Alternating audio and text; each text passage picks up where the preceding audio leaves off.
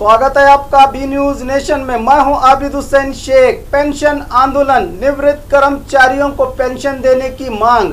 आज बीजापुर में world senior citizen day के मौके पर अखिल कर्नाटक सीनियर सिटीजन यूनियन की अध्यक्ष श्रीमती चन्नम्मा चलवादी के नेतृत्व में जिला अधिकारी दफ्तर के सामने धरना देते हुए कई सीनियर सिटीजनों ने असंगठित वलय के कई कर्मचारी कभी डेली वेजेस पर तो कभी कॉन्ट्रैक्ट पर अपनी सेवाएं देते रहे हैं। न इनको वक्त पर तनख्वाह मिलती है, न कोई सुविधाएं।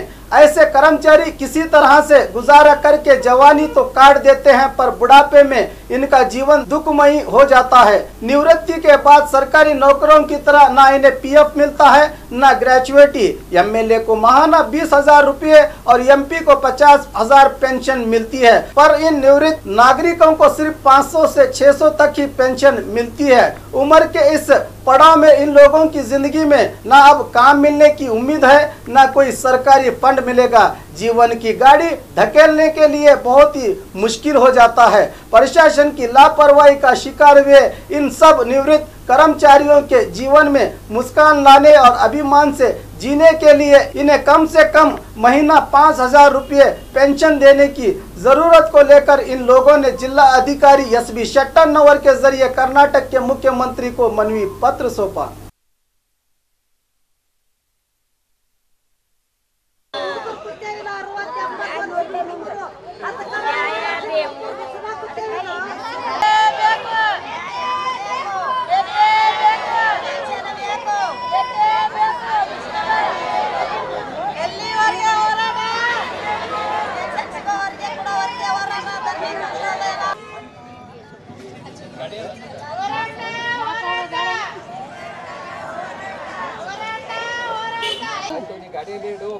नया करके दिए कि नहीं? अभी नहीं है। अब देखो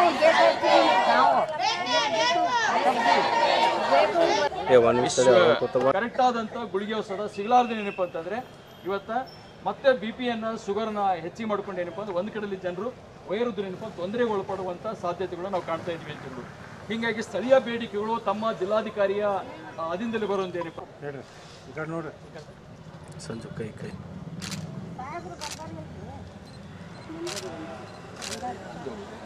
ಮೇಡಮ್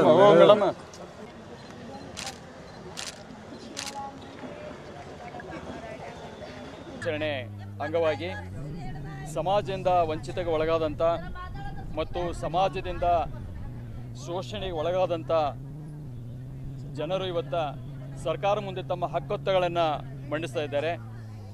ಏನು ಅಂತೇಳಿದರೆ ಇವತ್ತ ರಾಜ್ಯ ಸರ್ಕಾರ ಮತ್ತು ಕೇಂದ್ರ ಸರ್ಕಾರ ಹಿರಿಯ ನಾಗರಿಕರಿಗೆ ಸರಿಯಾದ ರೀತಿಯಿಂದ ಗೌರವವನ್ನು ಮತ್ತು ಗೌರವಾನ್ವಿತವಾದಂತಹ ಬದುಕನ್ನು ಕೊಡೋದರಲ್ಲಿ ಕೇಂದ್ರ ಮತ್ತು ರಾಜ್ಯ ಸರ್ಕಾರ ವಿಫಲವಾಗಿರ್ತಕ್ಕಂಥದ್ದನ್ನು ನಾವು ಕಾಣ್ತಾ ಇದ್ದೀವಿ. ಬಹುಮುಖ್ಯವಾಗಿ ಕೊನೆಗಾಲದಲ್ಲಿ ಹಿರಿಯ ನಾಗರಿಕರಿಗೆ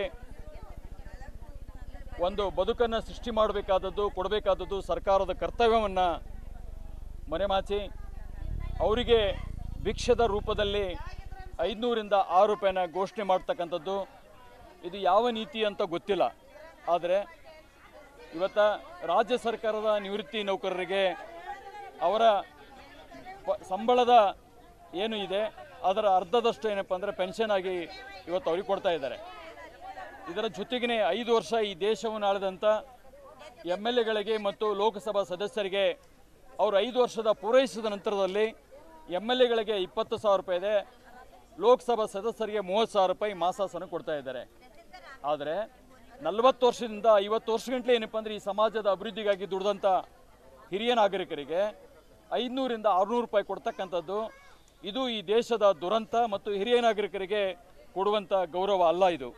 ಹೀಗಾಗಿ ಇವತ್ತು ಅದನ್ನು ಖಂಡಿಸಿ ಇಡೀ ಇವತ್ತು ಶೋಷಣೆಗೊಳಗಂಥ ಸಮಾಜಕ್ಕೆ ತುತ್ತಕ್ಕೆ ಒಳಗಾದಂಥ ಹಿರಿಯ ನಾಗರಿಕರು, ಕೊರಚೆ ಪ್ರದೇಶದ ನಿವಾಸಿಗಳು ಇವತ್ತು ಅವ್ರು ಕೇಳ್ತಾ ಇದ್ದಾರೆ, ನಮಗೂ ಕೂಡ ಕನಿಷ್ಠ ವೇತನದ ಭಾಗವಾಗಿ ಏನಪ್ಪ ಅಂದರೆ ತಿಂಗಳಿಗೆ 5,000 ರೂಪಾಯಿ ಪೆನ್ಷನನ್ನು ಕೊಡಬೇಕು, ಮಾಸಾಸನ ಕೊಡಬೇಕು. ಅದರ ಜೊತೆಗೇ ಯಾವ ರೀತಿಯಾಗಿ ರಾಜ್ಯ ಮತ್ತು ಕೇಂದ್ರ ಸರ್ಕಾರದವರಿಗೆ ತುಟ್ಟಿ ಭತ್ಯೆಯನ್ನು ನೀವು ಕೊಡ್ತಾ ಇದ್ದೀರಿ, ಪ್ರತಿ ವರ್ಷ ಪೆನ್ಷನ್ನಿಗೆ ಇನ್ಕ್ಲೂಡ್ ಮಾಡ್ತಾ ಇದ್ದೀರಿ, ಅದೇ ರೀತಿ ಕೂಡ ನಮಗೂ ಕೂಡ ಏನಪ್ಪ ಅಂದರೆ ಅದು ಅನ್ವಯ ಆಗಬೇಕು. ದವಾಖಾನೆಗೆ ಹೋಗ್ಬೇಕಾದ್ರೆ ರೊಕ್ಕ ಇರೋಂಗಿಲ್ಲ, ಹೋಗಾಗ ಬರಾಗ 20 ರೂಪಾಯಿ ಅಲ್ಲಿ 5 ರೂಪಾಯಿ, ನಮ್ಗೆ ಸರಿಯಾಗಿ ಗುಳಿಗೆ ಔಷಧಿ ಕೊಡೋಂಗಿಲ್ಲ. ಮತ್ತು ಇದು 500 ಕೊಡ್ತಾರೆ, ಇದು ಸಾಲಂಗಿಲ್ಲ. ದವಾಖಾನೆಗೆ ಹೋದ್ರೆ 1000-2000 ರೂಪಾಯಿ ತೊಗೋತಾರೆ. ಊಟಕ್ಕೆ ನಾವು ಮನ್ಯಾಗ ಕೆಲಸ ಮಾಡ್ತಾರೆ, ಸತ್ತರು ಕರ್ಕಿ ಸುಮ್ಮನೆ ರೊಟ್ಟಿ ಕೊಡ್ತಾರೆ. ಮಾಡ್ಲಿಕ್ಕಂದ್ರೆ ಎಲ್ಲೆಲ್ಲಿ ತಿರ್ಗಾಡ್ಕೊತ ಹೋಗತ್ತಾರೆ. ಮತ್ತು ಇನ್ನೇನು ಹೇಳ್ಬೇಕು ರೀ, ಆಯ್ತು ನೋಡಿರಿ, ಇಷ್ಟೇ ನೋಡಿರಿ ನಾವು ಹೇಳೋದು. ಪೆನ್ಷನ್ ಸಾಲಂಗಿಲ್ಲ, ಪೆನ್ಷನ್ ಬೇಡಿನಲ್ರಿ. ಪೆನ್ಷನ್ ಸಾಲಂಗಿಲ್ಲ, 500 ಕೊಡ್ತಾರೆ, ಸಾಲಂಗಿಲ್ಲ. ಗುಳಿಗಿನೂ ಸಾಲಂಗಿಲ್ಲ. ದವಾಖಾನೆಗೆ ಹೋದ್ರೆ ಇಟ್ಟು ಉದ್ದು ಬರೆದು ಕೊಡ್ತಾರೆ, ಗುಳಿಗೆ ತಗೋಕೆ 5,000 ಬೇಕು ನೋಡಿರಿ. ನಮ್ಗೆ ಸಾಲಂಗಿಲ್ಲ ಹೊಟ್ಟಿಗೆ. ಕಡ್ಯಾಕಿದ್ದೀವಿ ನಾವು, ನಾವು ಮಕ್ಕಳು ನೋಡಂಗಿಲ್ಲ, ಸರ್ಕಾರ ನೋಡಂಗಿಲ್ಲ, ನಾವು ಕಡ್ಯಾಕಿದ್ದೀವಿ ಮುದುಕರು. ನಮ್ಗೆ ಹಂಗೆ ಸಾಲ ಬೇಕು ರೀ ಹೊಟ್ಟಿಗೆ. ಬಾಗವಾನ್ ಫಾತಿಮಾ.